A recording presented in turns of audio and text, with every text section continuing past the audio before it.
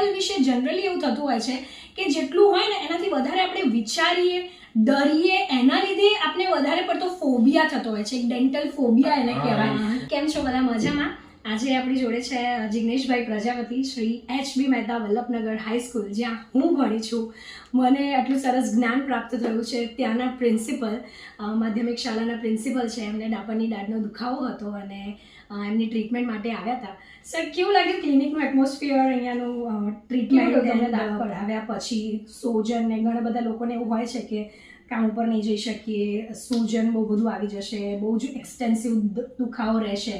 તમારો એક્સપિરિયન્સ કેવો રહ્યો સર? એ ખૂબ જ સારો રહ્યો. પહેલાં દુખતું હતું ત્યારે એમ લાગતું હતું કે શું થશે આનું, અને એમાં મેજર એ હતું કે દુખવાની જ્યાં દુખે છે ત્યાં ક્યાં દુખે છે ખબર નથી પડતી, બરાબર. પણ અહીંયા આવ્યા પછી જે રીતે ટ્રીટમેન્ટ કરીને કાઢી લીધી દાઢ, એ પછી બી કોઈ પ્રોબ્લેમ નથી ને અત્યારે બહુ ઘણું સારું છે.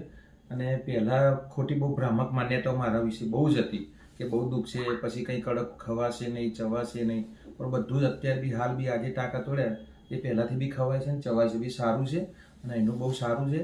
અને મારા સ્ટુડન્ટ છે પણ વર્તન બહુ જ સારું રહ્યું. અને એક કહું કે જેમ કહેવાય કે ભાઈ સ્ટુડન્ટ છે પણ હું બીમાર હતો ત્યારે મમ્મી મને હાથ ફેરવતી હતી તો 50% દુઃખ ઓછું થતું હતું. તો જ્યારે દાઢ ખેંચતા હતા ત્યારે બે એક વખત હાથ ફેરવ્યો તો મને એમ લાગ્યું કે બીજા 2 ઇન્જેક્શન લગાય એટલે દુખતું નથી. બહુ સારું. Thank you so much sir. અમને એવું હોય કે જ્યારે પેશન્ટ આવે ને તો એ દર્દીનું દુઃખ એકચ્યુઅલી આપણા વર્તનથી 50% ઓછું થઈ જતું હોય છે. કેમ કે જ્યારે આવે ને તો એટલું બધું એન્ઝાયટી એના મનમાં હોય ને. ડેન્ટલ વિશે જનરલી એવું થતું હોય છે કે જેટલું હોય ને એનાથી વધારે આપણે વિચારીએ, ડરીએ, એના લીધે આપણે વધારે પડતો ફોબિયા થતો હોય છે. એક ડેન્ટલ ફોબિયા એને કહેવાય. તો મારી આપ સૌને નમ્ર અપીલ પણ છે કે હું કોઈ પણ જાતનો ડેન્ટલ ફોબિયા રાખશો નહીં. કંઈ પણ તકલીફ થાય એકવાર વિઝિટ જરૂરથી કરી લેજો at Patel dental clinic. Thank you so much. Thank you so much. Thank you so much sir.